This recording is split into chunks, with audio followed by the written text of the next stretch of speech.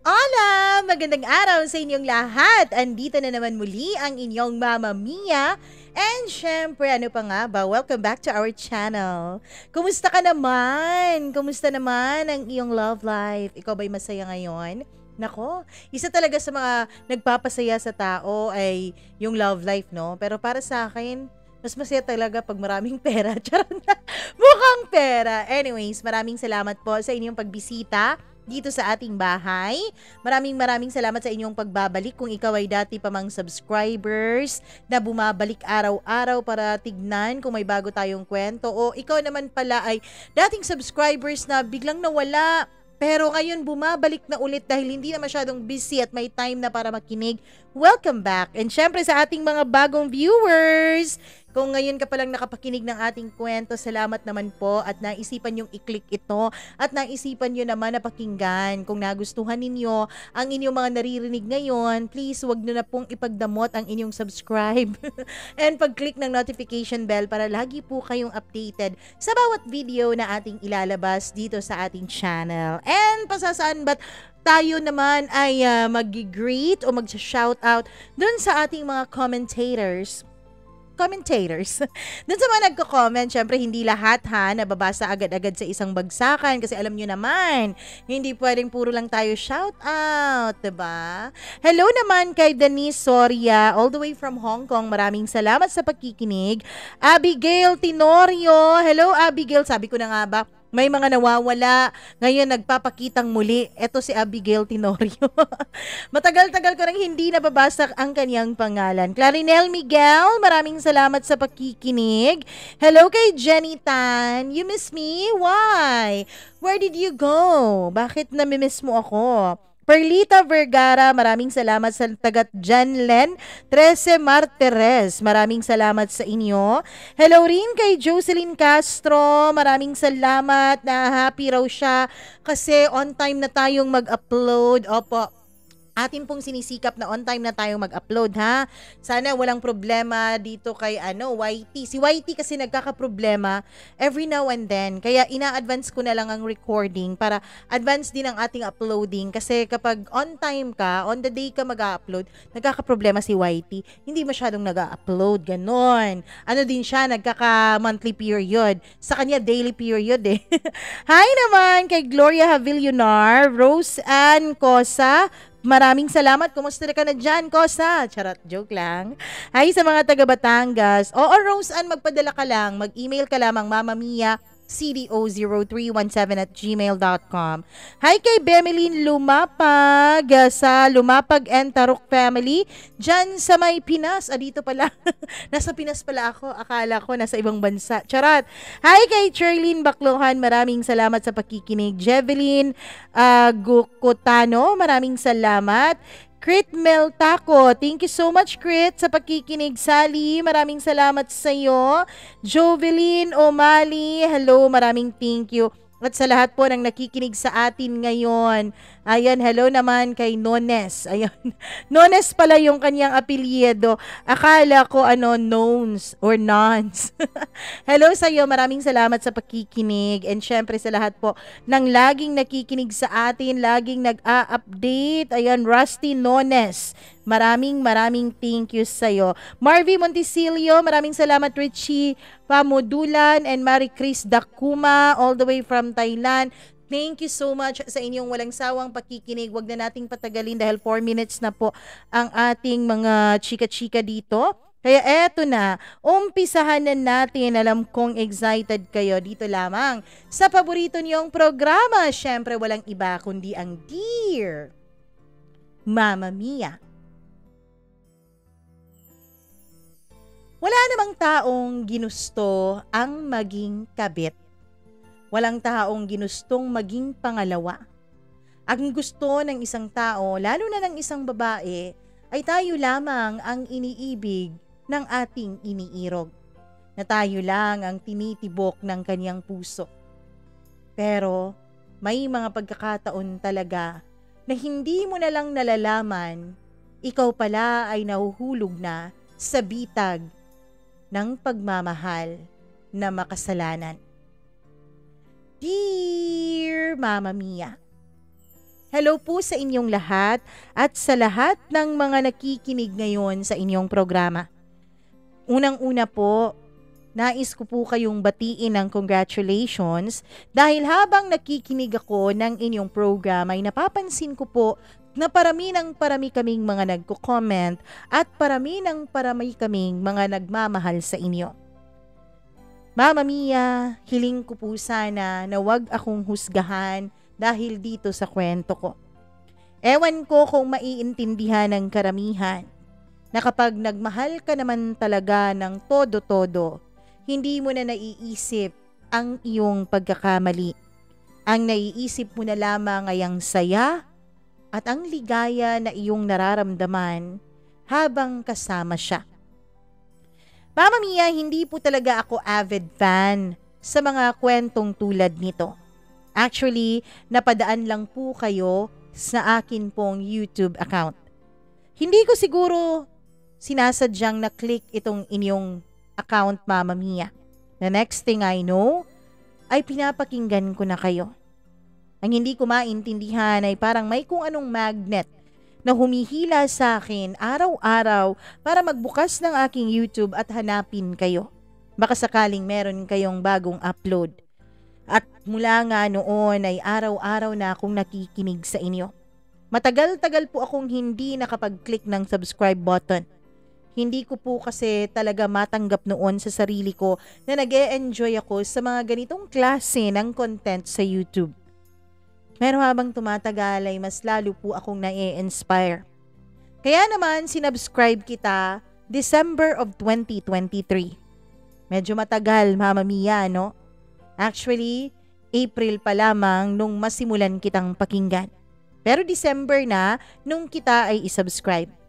Tapos, nitong mga huling araw lang, bago ko ipadala ang inyong sulat, ay parang lagi akong na-e-inspire na magsulat ng sarili kong karanasan. Mama Mia, gusto ko lamang po itong ibahagi sa pagbabakasakaling baka mabawasan man lamang kahit konti ang sakit na aking nararamdaman. Tawagin niyo na lamang ako sa pangalang Chloe. Nagtatrabaho po ako sa isang magandang kumpanya bilang isang contractual officer mula noon. Pero ngayon, Mama Mia, ay maganda na po ang trabahong pinapasukan ko. Doon po sa naging trabaho ko dati ay may nakilala po ako, Mama Mia, who became my partner in crime. Lahat naman siguro tayo ay meron pong mga tinatagong mga bagay-bagay sa ating buhay.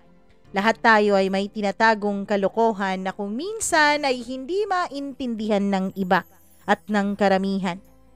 Pero meron ka talagang matatagpuan na isang tao na para bang itinadhana na maging kasama mong gumawa ng mga kalokohang yun. By the way, Mama Mia, just for context, ako po ay hindi magandang pamarisan ng kababaihan ayon sa karamihan. Dahil ako po ay naninigarilyo. Ako po ay mahilig uminom. Mahilig akong mag-night out. Mahilig akong gumala sa kung saan-saan. Inom dito, inom doon. Nakikipagkilala sa kung sino-sino. Nakikipagkita sa kung sino-sino. Baka masasabi ko sa sarili ko, Mama Mia, na I am the flexible type. Kahit saan mo ko ilagay, magso-survive ako. Kahit sino ang kasama ko, makaka-get along ko. Hindi po ako mahirap pakisamahan dahil lahat po ay ginagawa ko para lang mag-enjoy ang kasama ko sa akin. Nakikisama ako kahit sa sinong tao. I can get into you kahit na ano pang klase ang ugali meron ka. Mahilig din ako sa sports, Mama Mia. I am a sports enthusiast. Ang totoo niyan, nung nag-aaral pa lamang ako ay parte po ako ng varsity sa women's basketball sa aming paaralan. Mula po nung high school. Pero may pagkakataon din na on and off ang pagsali ko kasi nga sabi ko sa inyo, I am a happy-go-lucky type of girl. Kung anong maisipan kong gawin, gagawin ko at walang makakapigil sa akin. Kung gusto kong gumala at ayoko na mag-sports, titigilan ko ang pag-sports kahit na sino pa ang tumawag para bumalik ako sa team. Mahilig din akong mag-gym, Mama Mia.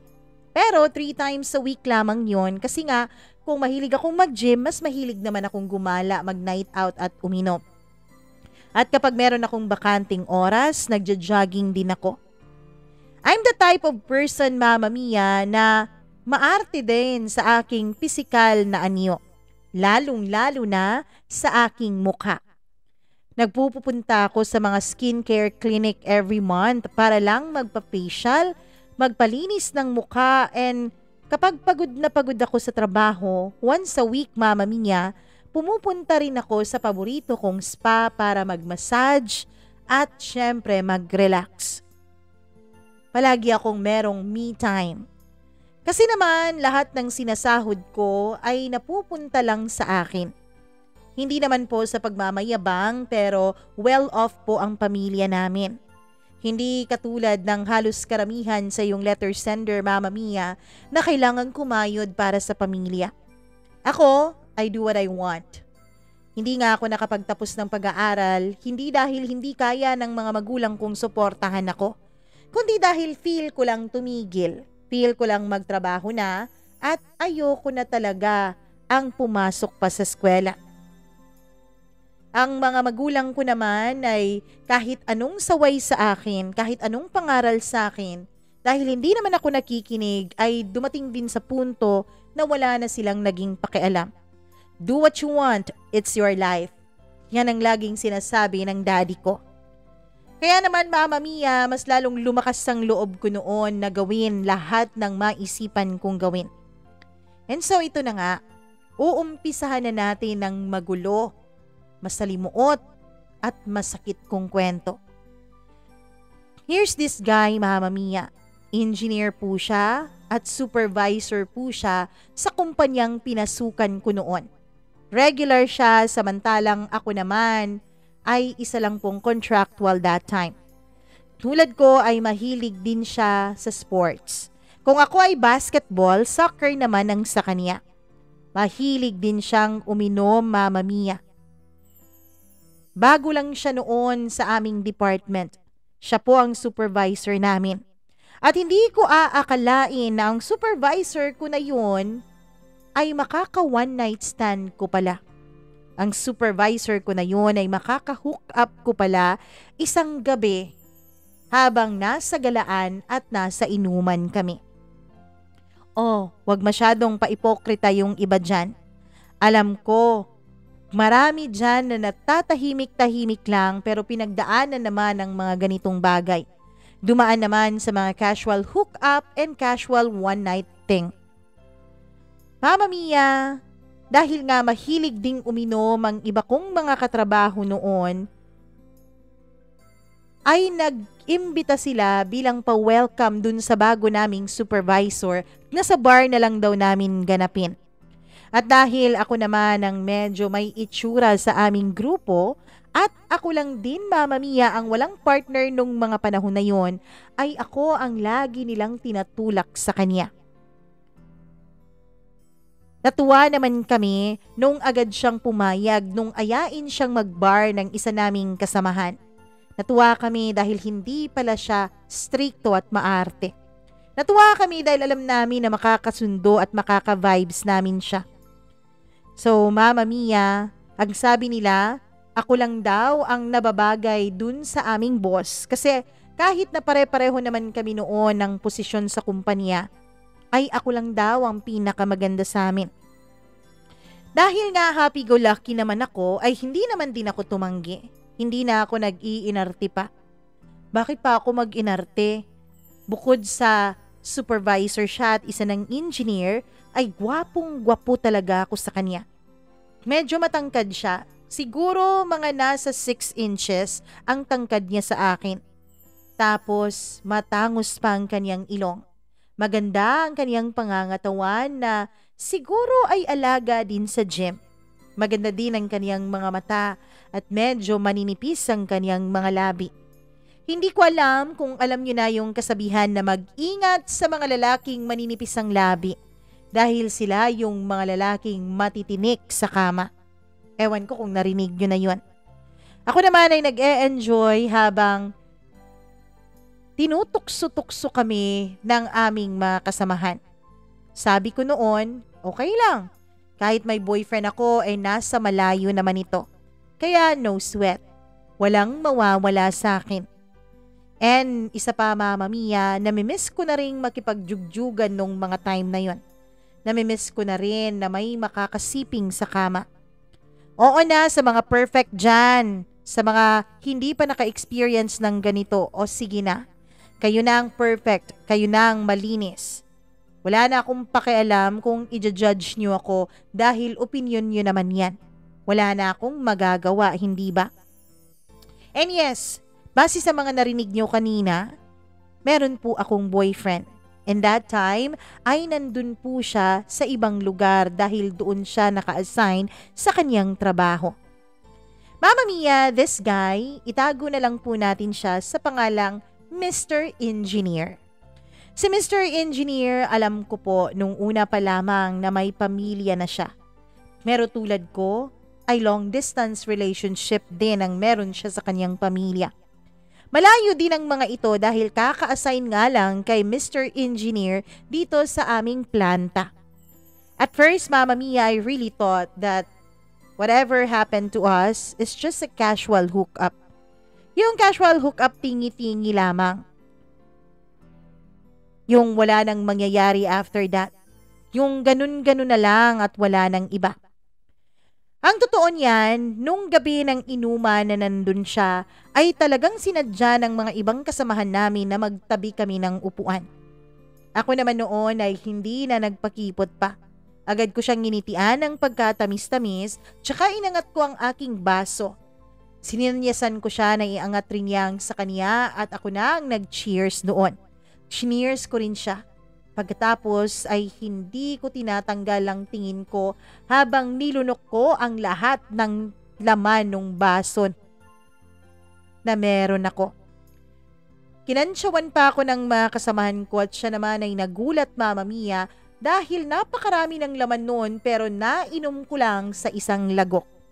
Siya naman siguro ay na-challenge kaya nilagok niya rin yung sa kanya. Doon ay nag-umpisa na ang kasiyahan at inuman. Hindi ko na namamalayan na malapit na kami sa isa't isa. Yun bang nagbubulungan na kami. At habang nagbubulungan kami ay nararamdaman ko na ang kanyang hininga sa aking tenga. Nakakakiliti yun, hindi ba?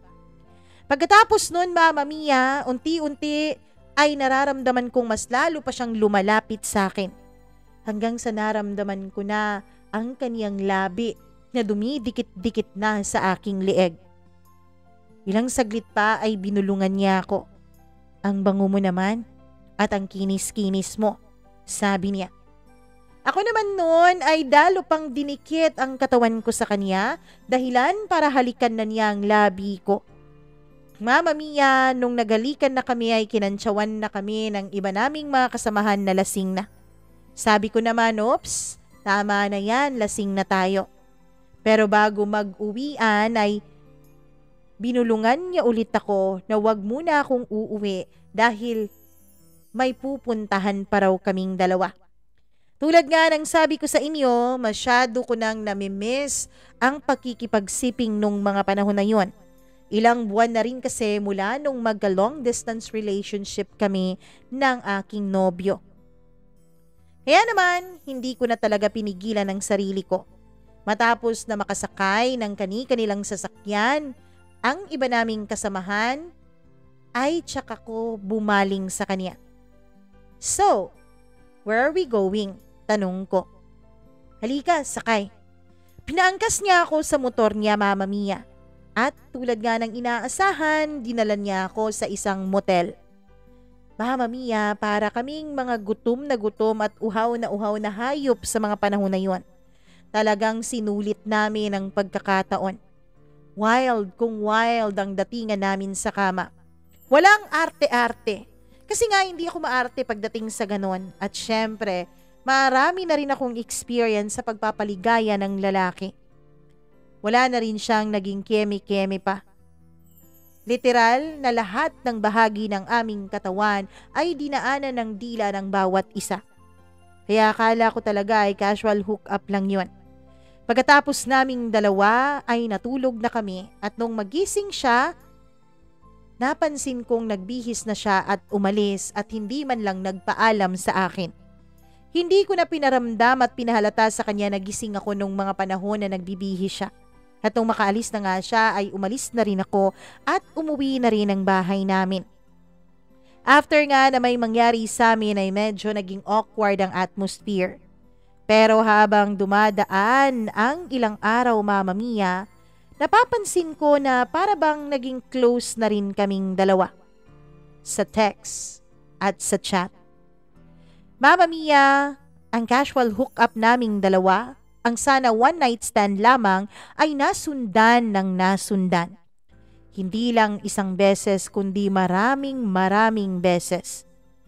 Hindi kami masyadong nagpapansinan dun sa planta. Hindi kami masyadong close doon dahil alam namin na may mga matang nakatingin sa amin. Oo, meron naman yung mga kinukonsinti kami. Yung mga kasamahan namin dun sa bar. Kinonsinti nila dahil alam nila na may nangyari sa amin nung gabing yun. Pero yung iba, meron naman talaga dun sa kumpanya na pa-Maria Clara effect, pabait-baitan effect. Yun ang iniiwasan naming makahalata sa kung ano man ang namamagitan sa amin ni Mr. Engineer. Mama Mia, halos araw-araw noon ay nagkikita kaming dalawa ni Mr. Engineer. Kung minsan siya ang nauuna dun sa motel, kung minsan naman ako. Ang totoo niyan ay na-enjoy ko ang kanyang katawan at ang kanyang performance sa akin. Magaling siya, di hamak na mas magaling ng 10 beses kaysa dun sa ex ko. Yung ex-boyfriend ko kasi, Mama Mia, boyfriend pa pala dito sa mga panahon na ito, ay hindi po siya mahilig magpaligaya ng babae. Ewan ko kung merong mga babaeng nakaka-relate sa akin dito. Yung ibang lalaki, basta sila ay nakaraos, ayos na. Ni hindi nila dinaramdam o pinapakiramdaman tayong mga babae na hindi pa tayo tapos. Tayong mga babae kasi matagal sa ganung bagay. Kailangan ng build-up kumbaga. At doon magaling itong si Mr. Engineer. Magaling siya sa paglalaro. Inaabot kami ng halos 6 na oras sa aming first round ng pagniniig. Hindi naman po yun basta-basta pagniniig lamang, kundi marami po talagang foreplay na nagaganap sa aming dalawa. Kaya na-enjoy ko talaga ang pakikipagtalik sa kanya. Hanggang sa idinepende ko na sa kanya ang aking sexual satisfaction. Kapag nasa planta kami ay lagi na lang kaming magka-text, lalo na tuwing lunch break o break time namin. Tapos, tuwing hapon, kapag uwian na galing sa trabaho, ay tinitext niya ako. Hinahanap niya ako kung nasaan ako. Nasaan ka? Anong ginagawa mo?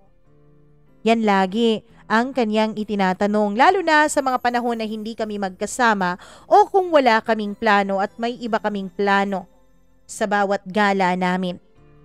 Mama Mia, meron pong parte sa akin na nag-iisip. Tama po ba to? Tama pa po ba itong pagtitext naming dalawa? Oo, nagkasundo kaming dalawa na sex lang ang habol namin sa bawat isa. Na pampapainit lang ng katawan, pampalabas lang ng init dahil pareho kaming ang aming mga partners ay nasa malayo. Pareho kami na ang aming mga kaniig ay wala sa aming tabi. Pareho kaming naghahanap sa bawat pagkakataon sa bagay na yon. Kaya naman, Mama Mia, inisip ko na mukhang hindi naman siguro tumasama. Kasi alam naman namin ang limitasyon naming dalawa. Alam naman namin kung hanggang saan kami. May boyfriend ako at si Mr. Engineer din ay may pamilya. Merong sumusundot-sundot na konting konsensya at pagkabagabag sa puso ko. Pero dahil na-enjoy ko ang company niya, dahil nakakaraos ako sa bawat pagkakataon na magkasama kami sa kama, ay binaliwala ko na lang ang konsensya kong yun. I thought, Mama Mia, yung pagte-text niya sa akin, yung pag-a-update niya kung anong ginagawa niya, at kung pagtatanong niya kung anong ginagawa ko, I thought that was just his way of making me kilig or comfortable para hindi ko masyadong isipin ang mga nangyayari sa aming dalawa. Akala ko lang talaga na ganun lang ang lahat ng yon. Na walang epekto sa akin yon at walang epekto sa kanya yon. Kumbaga, hook up lang. Tikim-tikiman lang. Since after nung may mangyari sa aming dalawa, Mama Mia, ay para na talaga kaming halos hindi magkakilala sa loob ng planta. Sabi ko nga sa inyo, meron pong mga matang nagmamasid. Marami pong mga marites at chismosa na ang akala mo ay mga perpekto kung makapag-judge sa buhay ng iba.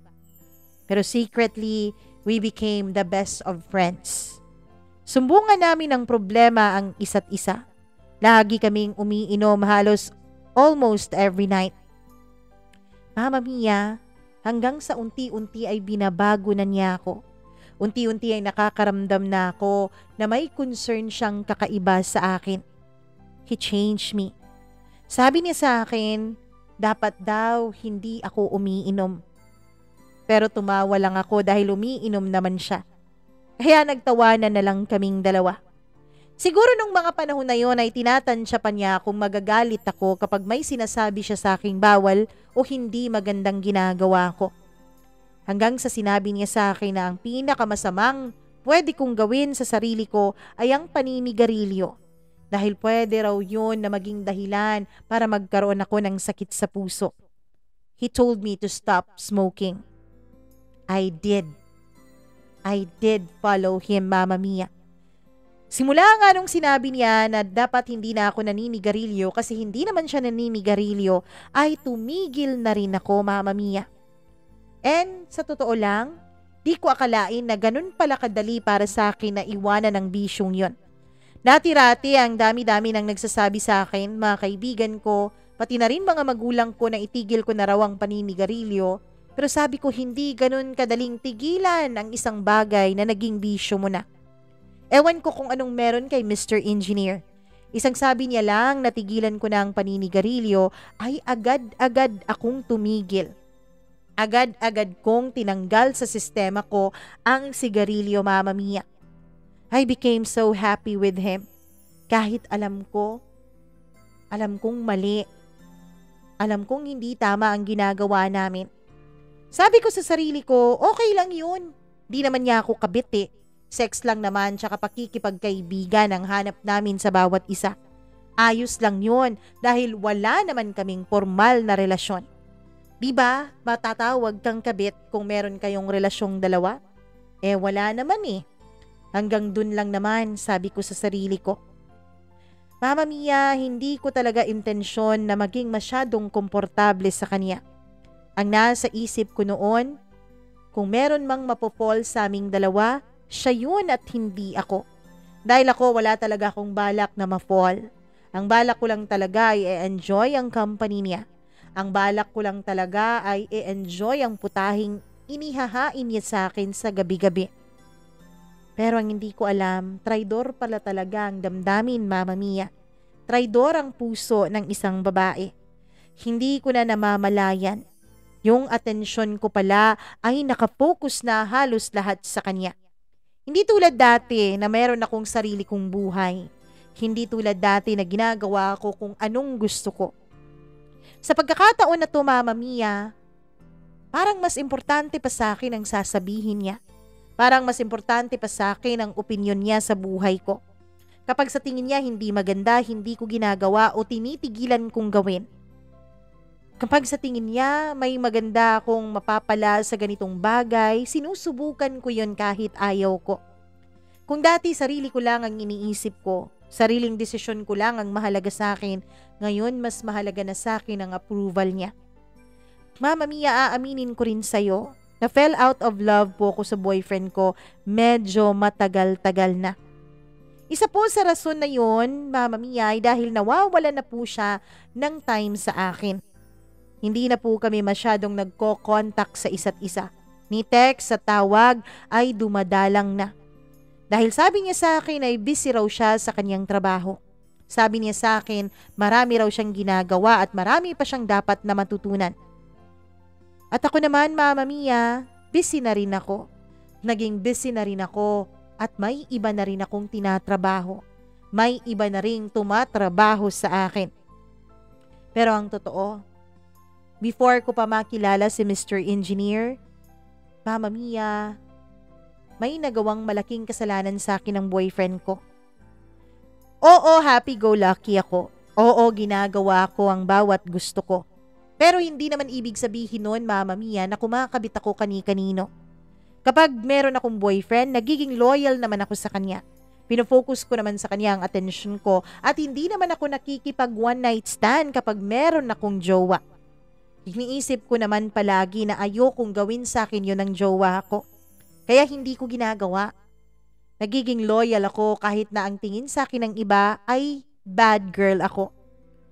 Pero Mama Mia, kahit pala anong gawin mong pagpapaka-loyal sa isang tao, kung hindi talaga siya loyal, hindi talaga siya magiging loyal sa'yo. Kasi bago ko pa makilala si Mr. Engineer, ay nakot ko na po once. O nahuli ko na po once ang boyfriend ko na may ginagawang kalokohan. Nung mga panahon na yon ay nakabakasyon siya. Nagsama kaming natutulog sa kanyang kwarto. Tulog na tulog siya noon nung bigla na lang akong makaramdam ng urge na tignan kung anong nasa loob ng kanyang cellphone. Ewan ko ba, Mama Mia, hindi naman ako ganun. Pero siguro meron talagang pagkakataon na yung instinct mo na ang magtutulak sa'yo para basahin at pakialaman ang mga bagay na hindi mo naman dapat ginagalaw. Oo, ginalaw ko ang cellphone niya noon nang walang paalam. At dahil siguro kampante siyang hindi ako gumagalaw ng gamit niya, ay walang password ang cellphone niya. Kaya ayun, na-open up ko talaga lahat. At dun ko nakita lahat ng kalokohan niya habang nasa malayo kami sa isa't isa. May nagchat-chat sa kanya na isang babae. Hindi ko na lang po papangalanan.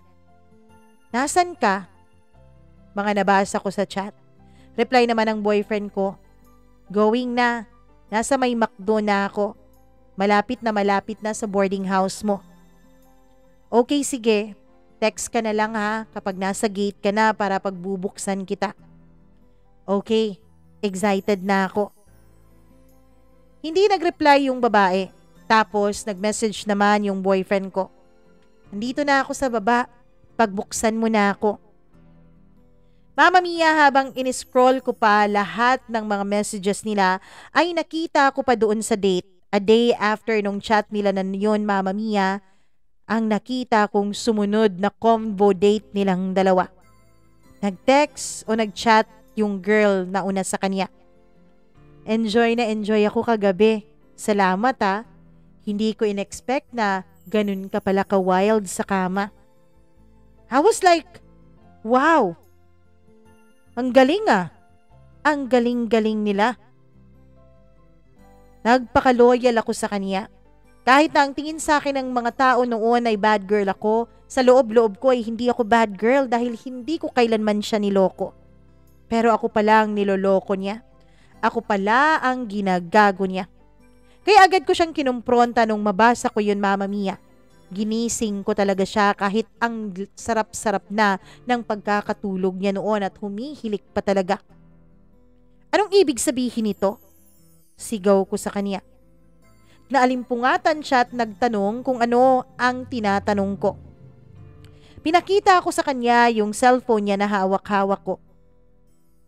Mama Mia, hindi man lang siya nagpakita ng pagkagulat. Napakasanay magsinungaling. Hindi ko alam na yung boyfriend na pala na akala ko'y loyal at matino dahil mas matino pa siya sa akin at hindi mahilig mag-bar, manluloko pala. Sabi niya, Mama Mia, wala lang daw yun. Biru-biruan lang daw nila yun at hindi naman daw yun totoo. Wala naman daw talagang nangyari sa kanila. Parang joke-joke lang daw yun. Ang nasa isip ko naman noon, Mama Mia, wag na wag mo akong lolokohin. Lokohin mo na mama mo, wag ako. Dahil hindi ako pinanganak kahapon. At dun na nga nagsimula, Mama Mia, na lumayo ang loob ko sa kanya. Kahit pa nga binigyan ko siya ng pagkakataon dahil sabi niya ay hindi na raw niya iti-text yung babaeng yun at blinak pa niya sa harapan ko yung babae, yung profile ng babae at yung number niya sa cellphone niya mismo, ay hindi ko talaga magawang magtiwala sa kanya ng buong buo. Oo, nung mga panahon na yun, mahal ko pa siya eh. Pero laging bumabalik sa isipan ko lahat ng mga nabasa ko. Laging bumabalik sa isipan ko na niloko niya ako, inisahan at inuputan niya ako sa ulo. Kaya ayun, yun siguro ang simula kaya nawawalan na ako ng gana. Hanggang sa bumalik na nga siya dun sa probinsya kung saan siya nagtatrabaho, Mama Mia. Dun ako nagulat sa sarili ko. Dati-rati kasi gustong-gusto kong nag-a-update siya sa akin. Pero nung mga panahon na yon, kung mag-text man siya o hindi, wala akong pakialam. Kung tumawag man siya o hindi, hindi talaga ako mauunang kumontak sa kanya. Ang ginagawa ko kapag kumukontak siya sa akin ay nire-replyan at sinasagot ko lang. Pero noon ka na mauna akong kumontak. Kaya yun, Mama Mia, nung makilala ko nga si Mr. Engineer at nung makasama ko na siya sa kama, dun ko naisip na bakit ba pinagtsatsagaan ko yung boyfriend ko. Siya nga, Mama Mia, siya lang ang mahilig na makaraos. Kapag nakaraos na siya, wala na siyang pakialam. Habang ako naman, Mama Mia, ay naiiwan sa kama na bitin dahil kapag natatapos siya, ay pumupunta siya agad sa CR para maghugas ng kaniyang Habang ako nakatulala, nakatingin sa kisame, iniisip na paano ko kaya iraraos tong init na nararamdaman ko. Ganon, mga lalaking walang pakialam. Mga lalaking selfish pagdating sa sex. Ang akala ko talaga noon, Mama Mia, ganon lahat ng lalaki. Na inuuna nila ang kanilang init ng katawan. Inuuna nila na sila ay makapagparaos at wala nang pakialam sa partner nila. Pero nung makasiping ko po si Mr. Engineer, lagi niyang sinisigurado, Mama Mia, na nakakatapos muna ako bago siya. Lagi niyang sinisigurado na nag-e-enjoy ako sa ginagawa naming dalawa. Kapag meron siyang posisyon na gustong itry, tinatanong niya ako kung komportable ba ako. Tinatanong niya ako kung ayos lang ba ako. Kapag sinabi kong hindi dahil masakit ang tuhod ko, hindi dahil hindi ako komportable, tinitigilan namin. Humahanap kami ng ibang posisyon kung saan komportable kaming dalawa. Oo, Mama Mia. Kahit sa dinami-dami ng lalaking nakasiping ko na sa kama, kay Mr. Engineer ko lang naramdaman ang concern niya para sa akin. Kaya dun ko naisip na kailangan ko na talaga na makipaghiwalay dun sa boyfriend ko. Tinawagan ko siya, Mama Mia. Ang tagal-tagal bago niya sinagot ang tawag ko. Nakatatlong tawag pa ako bago siya sumagot. I told him na kailangan na naming maghiwalay. Nagtanong siya kung bakit, ano raw nagawa niyang kasalanan. Sabi ko, hindi ko na nakakayanan ng long distance relationship. Sabi ko, iniisip kong niloloko na naman niya ako. Totoo naman yun, Mama Mia, pero hindi talaga yun ang tunay na rason. Hanggang sa tinanong niya ako, meron na bang bago? Hindi ko alam kung anong pumasok sa kokote ko. Sinabi ko sa kanyang oo. May bago nang nagpapaligaya sa akin. May bagong lalaki akong nakilala na importante sa kanya ang aking kaligayahan. Sabi ko sa kanya na may nangyayari na rin sa amin ng lalaking ito. Kaya wala na siyang magagawa kundi maghiwalay na lang kaming dalawa. Talaga ba? Totoo ba yan o sinasabi mo lang yan para makaganti ka sa akin? Sabi niya. Isa naman talaga ang may pagmamalaki ko sa boyfriend ko. Kilala niya ako. Alam niya, Mama Mia, na hindi ako gumagawa ng mga ganong bagay kahit pa nga medyo may pagka-liberated akong tignan sa panlabas kong kilos. Sabi ko sa kanya, wala na akong pakialam kung maniwala man siya o hindi. Basta maghiwalay na kami at wag na niya akong kukontakin o tatawagan. Sa ilang mga araw ng aming paghihiwalay ay hindi siya tumawag. Pero nung mag-iisang linggo na ay siya na mismo ang sumuko at tinawagan na niya ako. Sinagot ko siya at sinabi kong buo na talaga ang desisyon ko dahil may iba na ako. Doon kami nakapag-usap ng maayos at tinanggap na rin niya ang aking pagkikipaghiwalay. Nag-sorry din siya sa mga kasalanan niya pero sabi ko wala nang kailangang i-sorry dahil masaya na ako ngayon. Oo, Mama Mia. Totoong masaya na ako nung mga panahon na yon. Kasi si Mr. Engineer, he took a very big space in my heart already. Hatid sundo niya ako sa bahay whenever na magna-night out kami. Magkasama din kaming mag-gym, mag-jogging, at syempre, sinasamahan din niya ako kapag gusto kong maglaro ng basketball at nakikipaglaro rin siya sa akin. Ang totoo niyan, Mama Mia, ay excited ako palagi kapag uwian na. Lalo na kapag alam kong sa bahay siya namin matutulog tuwing gabi. Kapag hindi naman siya sa bahay matutulog ay tinatawagan niya ako. Tinatawagan niya ako at halos mag-uumaga na bago kami makatulog dalawa sa kung ano-ano mang aming pinag-uusapan. At Mama Mia, excited na excited ako lalo sa tuwing magkikita kami. Sa tuwing may usapan kami na kung saang hotel, kung anong room number. Alam mo ba na para akong teenager na kinikilig at excited makita ang crush niya? Ang sarap-sarap sa feeling yung kikiligin ka, Mama Mia. Nalaman ko na bukod sa soccer ay mahilig din pala siya sa basketball nung elementary siya at high school. Sa college na lang daw siya nahilig sa soccer na laro. That's why, Mama Mia, madali kaming nagkaintindihan dahil marami kaming pagkakaparehong dalawa. Maraming mga bagay na pareho naming gusto at na-e-enjoy. Sunday and Monday ang rest day niya, Mama Mia. Yun ang kanyang day offs. Saturday afternoon, pagkalabas namin sa trabaho ay diretso na kaming dalawa. Diretso na kami sa gym para mag-gym. Pagkatapos may bit-bit na kaming mga gamit namin. Then after that, after naming mag-gym ay magsha-shower kami dun mismo sa gym and then kakain sa labas. Ihahatid niya ako sa bahay pero after an hour ay babalik din siya sa bahay namin. Pero paminsan-minsan kapag Saturday afternoon ay uuwi naman siya sa pamilya niya. Paminsan-minsan lang yun. Babalik din siya tuwing Monday late evening na. Ako naman, Mama Mia, kapag umuuwi siya sa kanila ay wala akong ganang lumabas. Hindi katulad dati na nagna-nightlife talaga ako. Kapag wala siya, pakiramdam ko ay hindi ko na na-e-enjoy ang mga bagay na dati ay na-e-enjoy ko namang gawin. Nasa bahay lamang ako, nagmo-movie marathon. Mama Mia, kapag nasa bahay nila siya o nasa pamilya niya siya, ay panakaw-nakaw lang kung tumawag o mag-chat siya sa akin. Lalo na tuwing gabi. Chinecheck niya lagi kung nasa bahay raw ba ako. Dahil kapag nasa labas ako, ay pagagalitan niya ako ng pasweet na pagalit tapos pinapauwi na niya ako. Hanggang sa oo nga, Mama Mia. Yung casual hookup namin, yung one night lang, naging 2, 3, 4, 5, 10, hanggang sa hindi ko na mabilang. Hanggang sa dumating sa punto, Mama Mia, na nag-e-exchange na rin kami ng I love you and I miss you, good morning at good night sa isa't isa. O diba, walang usapan na kami pero nag-a-I love you-han. Walang usapan na may relasyon kami pero nag-a-I miss you-han.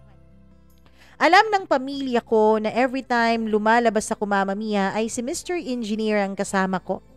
Alam nilang siya ang lagi kong kaharutan tuwing inuumaga ako sa cellphone. Pero ang hindi nila alam ay ang tunay niyang estado sa buhay. Hindi nila alam na may asawa at mga anak na si Mr. Engineer. Ang akala nila ay single ito. Hindi kasi talaga nagsusuot ng wedding ring si Mr. Engineer. Kaya siguro hindi rin napansin yun ng mga magulang ko. Siyempre, hindi ko sinasabi yun sa mga magulang ko dahil kapag nalaman nila, alam kong lagot ako. Mama Mia, si Mr. Engineer, lagi niya akong ini-inspire at lagi niya akong minomotivate sa bawat gawin at pangarap ko sa buhay. Siya nga rin ang nag-inspire sa akin para bumalik sa aking pag-aaral. Ang tagal-tagal ko nang tumigil sa pag-aaral ko, Mama Mia. Dahil sabi ko nga sa inyo, noon kapag ano ang naisipan ko ay ginagawa ko. Nung nag-enjoy na ako sa trabaho ay hindi ko na talaga naisipan pang bumalik sa pag-aaral. Pero nung makilala ko si Mr. Engineer, nung makausap ko siya, nung malaman ko kung gaano siya katalino, dun ako na-inspire na bumalik sa pag-aaral. Gusto kong maging engineer katulad mo. Sabi ko, bumalik ka sa pag-aaral mo. I'll be your mentor. Tutulungan kita. Alam kong kayang-kaya mo yan. Yan naman ang sinagot niya sa akin. Feeling ko, Mama Mia, napaka-happy ko talaga sa feeling niya. Sa katagal-tagal ko nang tumigil sa pag-aaral, sa katagal-tagal ng panahon na kinukumbinsi ako ng mga magulang ko at mga kaibigan ko na bumalik sa pag-aaral ko ulit, tanging si Mr. Engineer lang talaga ang nakagawa noon. Till one night, Mama Mia, nagdesisyon siya na mag-chill lang muna kami sa bahay. Kasi usually sa mga resto bars po kami pumupunta para mag-shot after every duty namin. Tapos kapag pauwian na ay uuwi ako ng konti. Maliligo, magbibihis, and then susunduin niya ulit ako sa bahay para gumala. Gustong-gusto niya, Mama Mia, na lumalabas kami. Tapos pag uwi namin, either nasa motel kami, Mama Mia, at dun kami matutulog dalawa, o sa bahay namin siya umuuwi. Tapos madaling araw na siyang lumalabas para mag-prepare na sa duty namin for that day. Ganun kaming dalawa. Ganun ka-close. At syempre, ganun ka-open ang pamilya ko dahil hindi nila alam ang totoo. Kaya naman dahil masyado na kaming mahilig na magkasamang dalawa ni Mr. Engineer, paminsan-minsan ay nagtatampo na sa akin ang best friend ko. Hanggang sa inamin ko na sa kanyang totoo. Nung una, ang best friend ko ay nagalit sa akin. Pero nung inassure ko siya na wala kaming relasyon ni Mr. Engineer, na kung anumang meron sa aming dalawa ay enjoyment at satisfaction lang, ay tinanggap naman niya yon. Hanggang sa iniimbitahan ko na rin ang best friend ko na sa bahay na lang kami uminom. Either sa rooftop ng bahay namin o sa mismong kwarto ko. Ang reasons ko, Mama Mia, at ang reasons niya ay ayaw na ayaw ni Mr. Engineer na sa labas kami mag-inuman. Mas komportable siya sa bahay namin. Para raw hindi na po ako masyadong mapagod, lalo na kung wala siya sa tabi ko. Pero I know what's beyond that, Mama Mia. Mr. Engineer was a jealous type of guy. Alam kong seloso siya. Ayaw na ayaw niyang may kasama akong iba, may ka-text akong iba o may kausap man lang akong iba. Even kapag lumalabas kami, ayaw niyang may tinititigan akong ibang lalaki o may tumititig sa akin.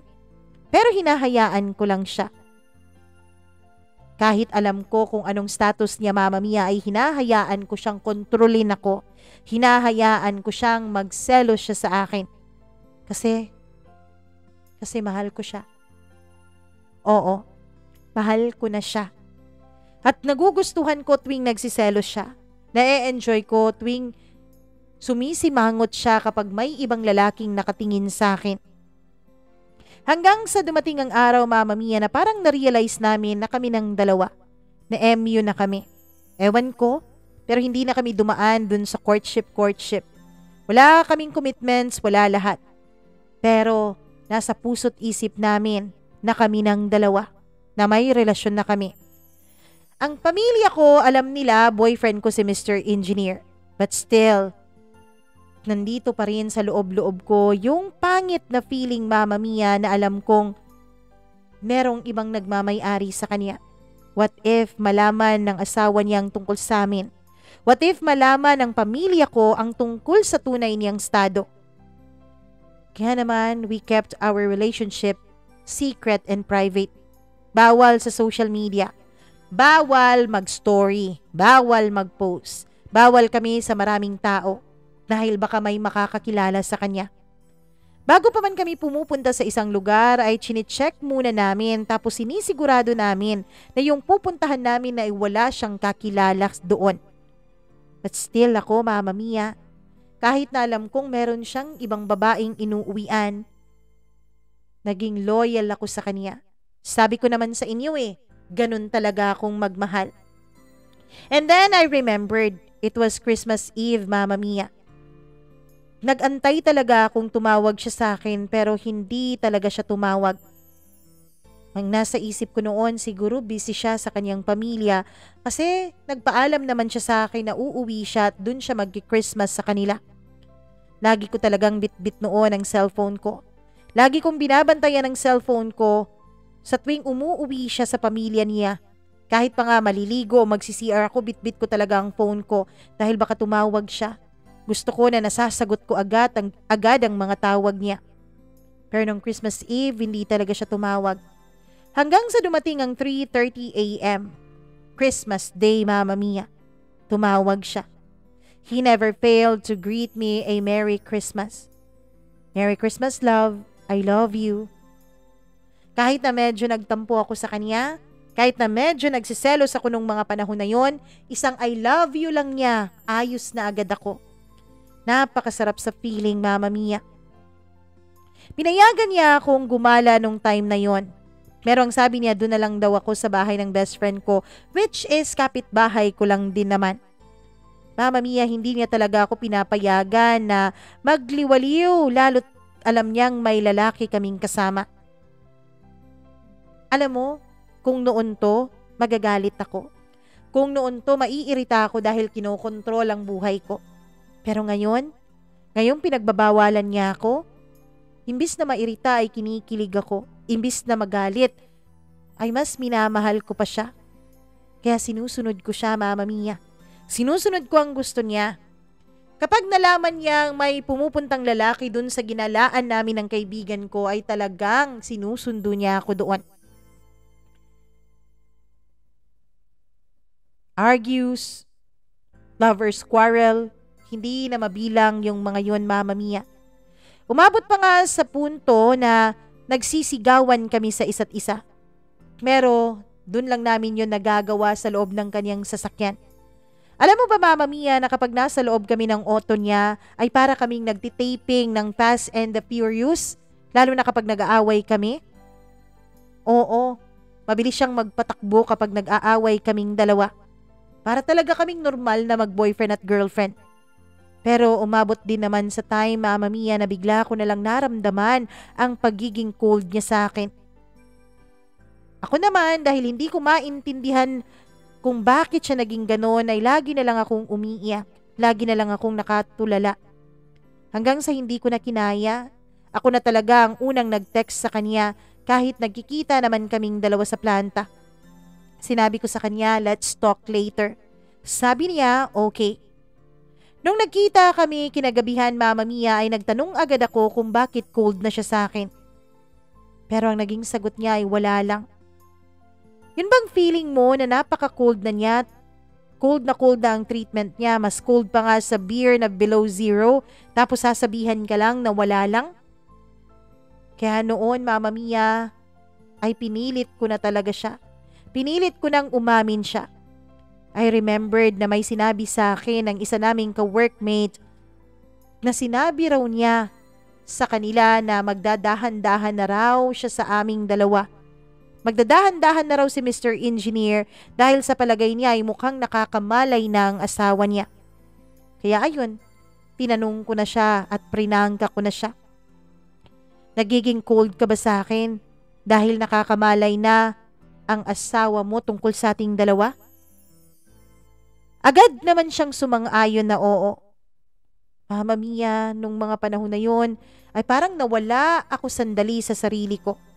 Umiyak ako nang hindi ko maintindihan. Nag-walkout ako sa kanya tapos binigyan ko siya ng middle finger. Pero hindi rin naman ako nakatiis. 2 araw lang matapos noon, isang good morning love lang mula sa kanya ay naging okay na ulit kaming dalawa. Sinusundo na niya ulit ako early in the morning. Pagkatapos kong mag-jog sa park na malapit sa amin, sinusundo niya ako para sabay kaming pumasok sa trabaho. Pero syempre, Mama Mia, binababa niya ako dun sa medyo malayo pa sa workplace na malalakad lang din naman.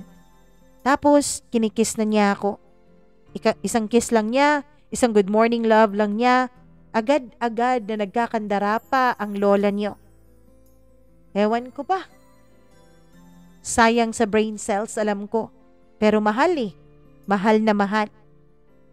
Hanggang sa umabot kami sa punto, Mama Mia, na nag-iiyakan na kaming dalawa kahit tungkol lamang sa maliliit naming pinag-aawayan. O iyakin po si Mr. Engineer. Strikto, matapang, maldito, pero iyaking tao. Yun bang nagsiselo siya, Mama Mia, tapos kapag hindi na niya nakakayanan ng kanyang emosyon ay bigla-bigla na lang siyang umiiyak. Yun bang paminsan-minsan, kapag galit na galit ako sa kanya, nasasabi kong tama na pagod na ako, tigilan na natin to. Sa mga salita kong yun ay agad-agad siyang naiiyak. Lalo na kapag sinasabi kong makikipaghiwalay na ako. Pero hindi ko naman nagagawa. Isang kiss lang niya isang iyak lang niya. Inaalo ko agad siya at niyayakap at sinasabing mahal na mahal ko siya. Our relationship became stronger than ever. Until one night, Mama Mia, galing kaming inuman sa bahay at umuwi kami sa bahay namin. Sa tapat ng bahay namin ay may nag-text sa kanya pero hindi niya tinignan. Tapos, nung pumasok na kami sa kwarto ko, ay natulog na kami. Mama Mia, mula nga noong sinasabihan ko na siyang maghiwalay na kaming dalawa ay halos gabi-gabi na siya kung matulog sa amin. Ako ang naunang matulog noon. Pero ang hindi ko alam ay ginalaw niya palang cellphone ko pagkatapos ay binasa niya ang ibang conversation namin ng mga kaibigan ko. Pati na rin ng mga kaibigan namin na nasa loob lang ng planta. May isa kasi akong kaibigan doon na lalaki, Mama Mia, na halos kapatid lang naman ang turingan namin sa isa't isa. Pero tinawag ako nitong dear. Galit na galit siya at yun ang nakapag-triggered sa kanya para gisingin ako. Tinanong niya ako kung ano yon. Sabi ko sa kanya wala lang yon. Pero nagalit siya, Mama Mia. Nag-away kami at nagkasagutan hanggang sa nagbihis na siya at sinabi niyang uuwi na siya. Agad kong inabot at kinuha ang kanyang susi ng kanyang sasakyan. Akin na yan, sabi niya pero hindi ko binigay. Mag-usap muna tayo. Nag-iyakan na kaming dalawa, Mama Mia. Hanggang sa dumating kami sa topic na nagagalit na siya sa akin. Sabi niya, after all, ginagawa ko raw yun sa kanya. Marami raw siyang isinakripisyo para sa akin. Isinakripisyo raw niya ang oras niya para sa kanyang pamilya at mga anak. Sabi ko naman na misunderstood niya lang ang mga pangyayari na walang namamagitan sa amin ng lalaking yon. Pero Mama Mia, nagulat ako sa mga sumunod niyang sinabi. No. Napakadumi mong klase ng babae. Napakadumi mo para gawin mo sa akin ang lahat ng ito. Doon ako hindi nakapagpigil. Nasampal ko siya at mas lalo akong umiyak. Binigay ko sa iyo lahat. Pero ikaw hindi mo man lang maibigay sa akin ang pagtitiwalang hinahanap ko. Hindi mo man lang maibigay sa akin ang pagmamahal na gusto ko. Sa planta, hindi mo ako pinapansin, di ba? Alam mo naman, Chloe, in the first place, di ba? Alam mo kung anong sitwasyon natin at alam mong hindi ako showing tao. Oo, alam ko yun. Pero alam mo ba, hindi mo siguro alam to pero ayoko naman talagang mahalin ka eh. Ayokong mahulog sa'yo pero nangyari ang nangyari. Hindi naman talaga ito ang plano ko. Mama Mia, ang totoo, ayoko talaga sa lalaking hindi ako magawang maipagmalaki. Ang mga dati kong boyfriend, Mama Mia, ay lagi nilang ipinagmamalaki at ipinangangalandakan sa mundo na boyfriend ko sila. Pero siya, yun po ang kakulangan na nararamdaman ko sa kanya. Dahil kahit kailan, alam kong hindi niya yun magagawa. Kahit kailan, hindi niya yun makakayanan. Dahil bukod sa hindi siya showy, ay meron pa siyang pamilyang pinoprotektahan. Medyo may guilt din ako doon, Mama Mia, dahil hinahayaan ko lang noon ang katrabaho kong tawagin akong dear. Sa sobrang away namin noon ay nakapagsalita kami ng mga masasakit na salita sa isa't isa. Sinabi ko sa kanya na nakita ko lahat ng conversations nila ng asawa niya. Na nasasaktan ako tuwing sinasabihan niya ang asawa niya ng I love you. Tapos may pa-video o pa-audio message pa. May mga time din noon, Mama Mia, na kapag tulog siya ay tinitignan ko ang cellphone niya. Oo, ginagalaw ko ang cellphone niya. Tapos lagi lang din akong umiiyak. Umiiyak ng todo-todo, lalo't nababasa ko ang conversation nila ng kaniyang asawa. Yung mga pictures nilang dalawa, yung pictures ng kaniyang asawa na tinitake niya habang tulog ito. Yung pictures ng pamilya nila. Asawa ko yun! Magkaiba kayong dalawa. Sabi niya habang nilalabas ko ang sama ko ng loob kung bakit ganun niya itrato ang kaniyang asawa. Ah, okay. Mas matimbang pa rin pala talaga ang asawa mo sa'yo. Bakit mo ba hinayaang ma-inlove ako sa'yo? Bakit mo ba talaga ginawa ang lahat para ma-inlove ako sa'yo? I'm sorry, Chloe, pero hindi ko kayang ipagpalit ang pamilya ko sa'yo. Matapos niyang sabihin yon, Mama Mia, ay binigay ko na sa kaniyang susi ng kaniyang sasakyan. Hinayaan ko na siyang lumabas ng kwarto ko at umuwi na sa kaniyang tinutuluyan. Tama na lahat ng mga narinig ko. Parang hindi ko nakakayaning pulutin ang mga basag kong puso nung mga panahon na yon na binasag niya ng milyon-milyong beses. Pero before nun, Mama Mia, matapos nun, ay pumunta pa talaga ako sa isang hotel 2 hours away. 2 hours away mula sa amin. Ako lang naman ang mag-isang nag-check-in noon. Tapos while naliligo ako, dahil gandang-ganda ako sa interior ng CR, dahil glass yung kanyang door ng shower, ay nag-self-timer ako sa cellphone ko at nag-picture-picture ako habang naliligo. Isa pa yun sa manakita niya. Isa pa yun sa ikinagalit niya. Minura niya ako nung mga panahon na yun, Mama Mia, at tinatanong niya kung sinong nagpipicture sa akin. Pinaliwanag ko sa kanya na naka-timer lang ang phone ko pero hindi siya naniwala. Kaya nung mabasa niya ang text message nung kasamahan namin na dear ang tawag sa akin, ay hindi na talaga siya naniwala sa akin, Mama Mia. Hanggang sa mabilis na lumipas ang 3 buwan. Wala kaming pansinan noon. Pero isang araw, hindi na lang siya pumasok sa planta namin. Ayoko sanang makibalita pero namimiss ko siya. Kahit na 3 buwan naman, Mama Mia, na hindi kami nagpansinan, ay ayos lang naman sa akin at nakakayanan ko pa rin naman kasi nakikita ko siya sa araw-araw. Kaya lang nung panahon na yun ay wala na talaga siya. Hanggang sa hindi ko na natiis at nagtanong na ako sa HR namin. Tapos sabi nila, nagpalipat raw talaga si Mr. Engineer ng ibang planta. Nagpalipat siya at na-approve naman ito dahil nagkasakit ang kanyang anak. Kaya bumalik ito sa lugar nila. Maybe, Mama Mia, maybe may reason kung bakit nangyari sa amin ang mga bagay na pinagsaluhan namin. Hindi ko alam eh. Hindi ko alam kung meron ba talagang rason. Mula noon hanggang ngayon ay wala na kaming communication sa isa't isa. Ilang buwan din, Mama Mia. Ilang buwan din akong halos mamatay-matay sa pagkamis sa kanya. Inuumpisan ko ang araw ko sa pag-iyak tapos natatapos din yun sa pag-iyak. Pero naniniwala ako. Naniniwala ako na darating din ang araw na tuluyan ring maghihilom ang sugat dito sa puso ko. Mag-iisang taon na mula nung mangyari ang lahat ng ito, Mama Mia. Mag-iisang taon na pero masakit pa rin. Pero alam ko, Mama Mia, natutulungan ako ng Diyos para makapag-move on.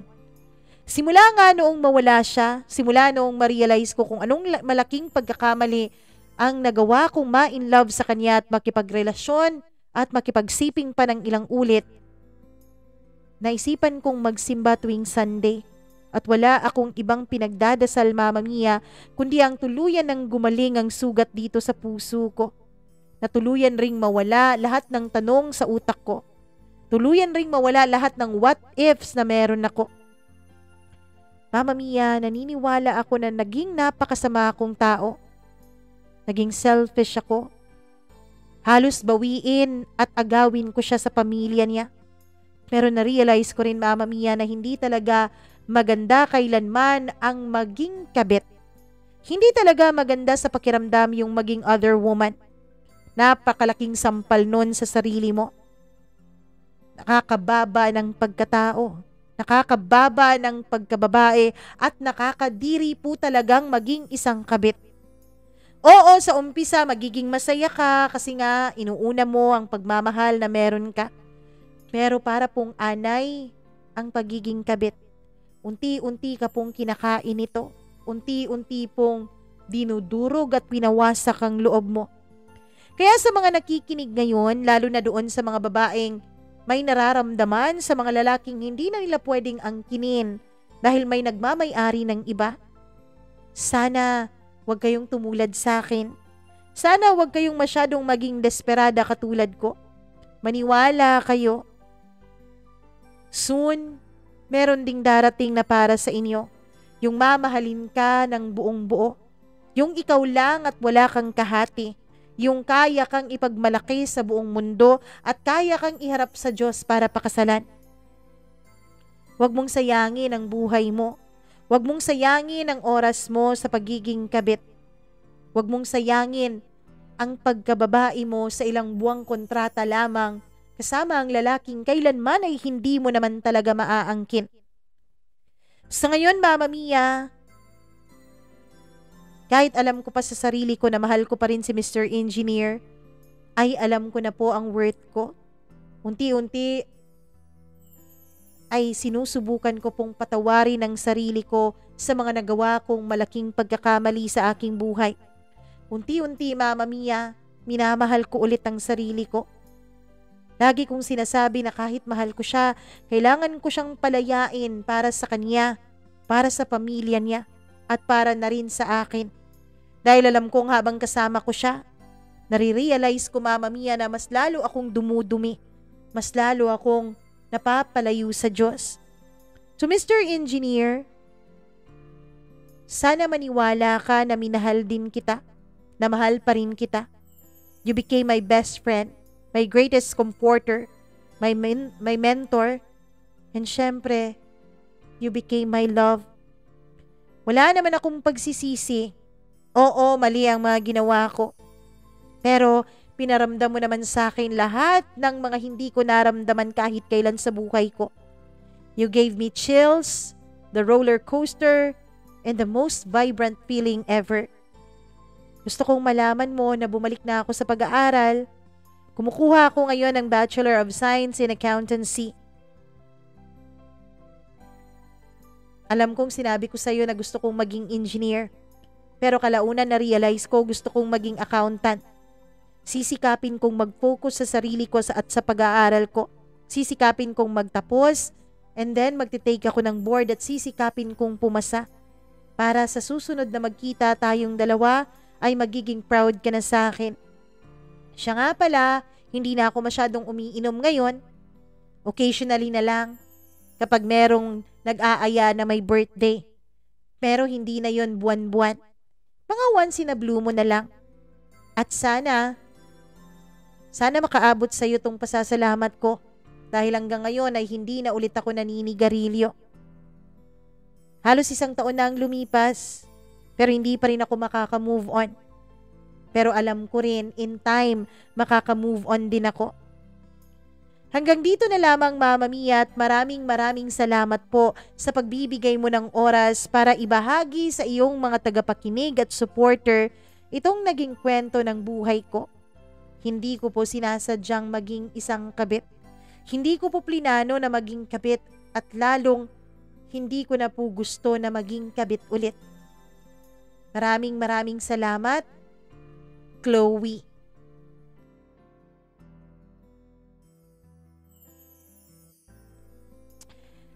Chloe! Ewan ko ba, Chloe? Mali talaga napakalaking pagkakamali yung ginagawa ninyo. Doon sa mga babaeng o mga lalaki na iniisip na wala naman kaming relasyon, may nangyayari sa amin pero wala naman kaming relasyon kaya wala kaming ginagawang masama. Kahit po pakikipag-flirt doon sa lalaki o babaeng may asawa na, through text, through chat, mali na yon. Cheating na po yon. Hindi po ibig sabihin na tsaka lang magiging cheating kapag May oohan, may I love you na nangyayari, na nagaganap, o may hubaran, may kamahan. Hindi po doon nagsisimula at hindi lang po yun ang definition ng cheating. Yung pakikipag-flirt nyo, nang hindi alam ng asawa nyo, yung pakikipagkita nyo, pakikipagkaibigan nyo, yung pag-iisip nyo ng ibang tao habang kayo ng asawa nyo, yung pagtatago nyo ng mga chat, mga conversations, pagiging makasalanan na yon. Third party na po yun. Cheating na po yun. Panluloko na po yun. Sana wag nating gawing parang normal lang ang pag-cheat. Sana wag nating inormalize ang cheating. Dahil kapag ninonormalize natin yon, mas marami pong mga pamilyang masisira. Maraming salamat sa inyong pakikinig. Kung ikaw na nakikinig ngayon, kung marami kang gustong patamaan dito sa kwento ng ating sender na si Chloe, please do share this video para mapakinggan nila at matamaan naman sila kahit konti. Charot lang. Paki-like na rin at syempre paki-subscribe ng ating channel, paki-click ng notification bell para lagi kayong updated sa tuwing may bago tayong video na i-upload.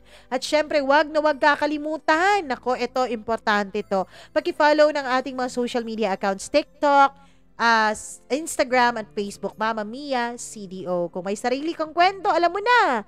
Sulat mo na yan at ipadala sa atin, Mama Mia CDO 0317@gmail.com. Maraming salamat po sa inyong pagtitiwala at sa inyong pagtatangkilik nitong ating programa. Ako po ang inyong Mama Mia.